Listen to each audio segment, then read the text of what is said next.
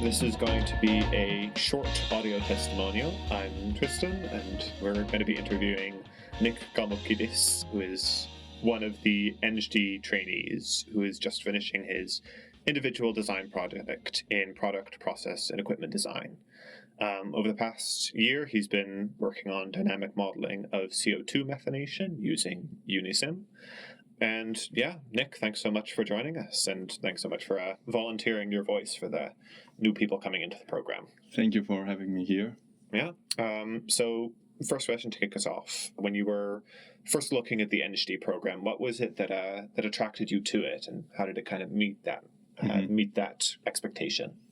So I would say that when I finished my studies in Greece, my integrated master's in chemical engineering, I was in this situation where I don't exactly know what I want to continue, if I want to still continue with studies like PhD or go directly to the industry. Mm-hmm. At the end, I understood that the industry sector is more for me. Mm-hmm. But I also wanted a smooth transition. Mm-hmm. And that's when I was searching about this program, and I found it, and I really was interested in this because I saw that you have the possibility to do some courses and also some projects in the university in the first year, develop your soft skills, and then you can have an individual design project in a company in collaboration with the university, and you're in this safe environment where you can learn, you can make mistakes, of course, but learn, develop yourself, meet new people, and I think that was for me the perfect match, what I was searching for. Yeah, that's a comparison that gets made a lot between a PhD and an NGD. And yeah, you're exactly right. The NGD is focused more towards sort of giving you a running start into industry instead of jumping straight from academia into industry. And like over the past 2 years, do you think that you have been like well prepared for going further into industry? Yes, I think that this program gives you a good insight on how to work, collaborate with your colleagues, meet the deadlines and do careful planning, how to approach people in the company and ask for advice. Yeah, not just teaching you about the technical aspects, but teaching you how to really apply those in terms of a big project. Exactly, and I think that's the most important. Yeah, and as you were learning that, whether it was learning technical matters or learning those more soft skills, was there anything that really jumped out to you as a bit more challenging for you to learn than the rest? Well, I would say for me the challenge was in the beginning when I first started, because I didn't know exactly the structure of the program. I needed still to adapt to that. And also it was the first time that I moved abroad and I was living on my own. So this is also a challenge on its own. Yeah, that's a story that we hear a lot. It's a very, very international office. Almost everybody who's here is moving here from abroad. That must have been an interesting experience. Yes, it was, but I was really happy. The people here were very open, so I made friends really quickly. Mm-hmm. And then I would say about the courses, for me it was a similar structure with what was back in Greece. So I knew that if I study and if I do the projects, and I also like that most of the projects were group projects. So I also could understand the background of the other trainees and what we have in common and what we have different, and also to fill my gaps. So I think this was really nice, and it was a challenge, but it was a nice challenge. Emphasizing that so much of the workload is very much based around group projects is a really good thing to recognize. But you're saying that was something you were already familiar with from when you were back in Greece? Yes, in not the group design projects so much, but some courses that had like technical knowledge. I had a good background on that. Of course, here I learned more things, but it was not very hard to follow. Yeah, both in a little bit more detail as well as learning how to really practically apply them. Yes. Yeah. Making that transition from all of that theoretical, all the academic knowledge into, okay, how do I actually make a system that works? Indeed. Yeah. So you just finished your IDP with what was the company you did your IDP with? At Shell. At Shell, yeah. And can you tell us a little bit more about that experience? Because the IDP takes up pretty much your entire second year of the program, right? Indeed. So my experience, I was actually very positive with my experience at Shell. I really liked my project. It was really interesting. And also my supervisors were very open to me. They were very helpful.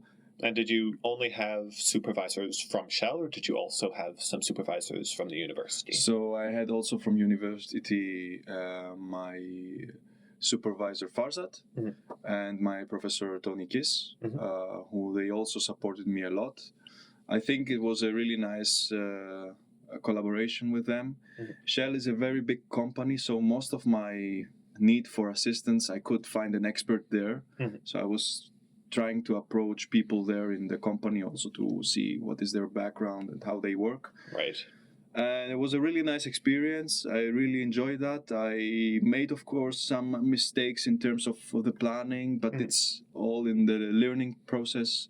So I really learned how to manage my time and also my project. And I think in the end, it went really, really well, and I really liked it. Yeah, and how, because you were talking about both the technical skills and soft skills you learned during the first year.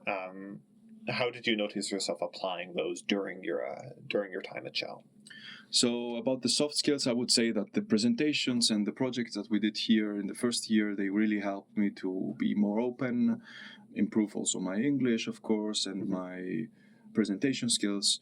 And I think this was important because in Shell I had monthly meetings with my stakeholders, and I needed to be open, clear, and basically guide them how I'm approaching some points of the project. And were you only talking with like internal stakeholders at Shell, or were you also reaching out to other external stakeholders? Internal. Most of the time internal, like 90% of the time. But yeah, and for the technical stuff, it was that I did a course, plant-wide control, last year, which really helped me for the process control that I needed in my dynamic model. So I think also that really helped me. Yeah. Yeah. Sort of setting you up to succeed. So now you're at the end of the ITB, just about at the end of the program. Do you already have an idea of what's next for you after this program? Well, that is an interesting question because I think everyone is asking themselves, what's next? Like, what do I want to do and what can I do and so on. I was searching for a couple of months. I was also thinking about, should I stay in the Netherlands? Should I look for another country? I'm also open to other countries. In the end, I found a job near Delft, so I'm happy with that. No relocation. And it's really interesting. And I think it's a small company, and I think that I will have the opportunity to apply more my knowledge from the ND program and my past university and learn more things and practical things in the process engineering. Yeah, it sounds like this program has given you a extra little bit of confidence and experience going into the that's industry. True. Yeah. It gives you the confidence. You are more open because now you are in a foreign environment. You improve your CV. This is also important. You improve your soft skills. You also, for example, we did 2 publications here in the ND. So this basically creates a nice kickstart of your career. Yeah, because the companies know that you haven't just spent your doctorate just doing purely academic research. You've spent it acquiring the skills that are really useful for industry. Indeed. They see your CV, they see that I worked at Shell, and they bear that in mind. Yeah.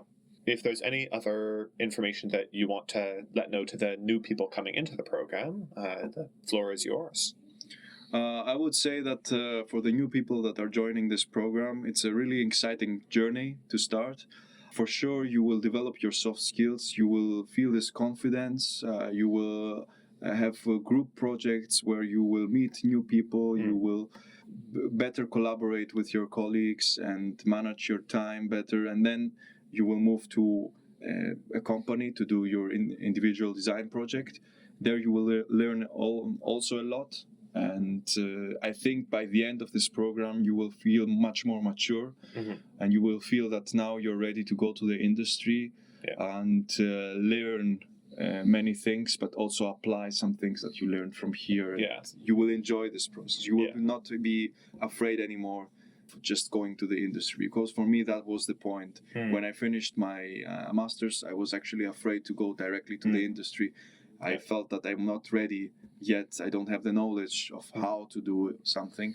Here you learn of how to do it. Yes, that's really good. It's this really nice bridging point between pure academia and pure practice.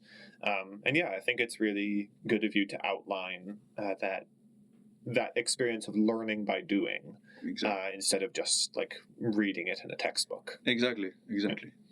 That's correct. I think that wraps up our interview for now. Thank you so much, Nick, for joining us. Attached to this post, you'll be able to find some contact information for Nick. So if you have more questions or curiosities, you can always reach out to him. Thank you very much. Thanks for talking with us.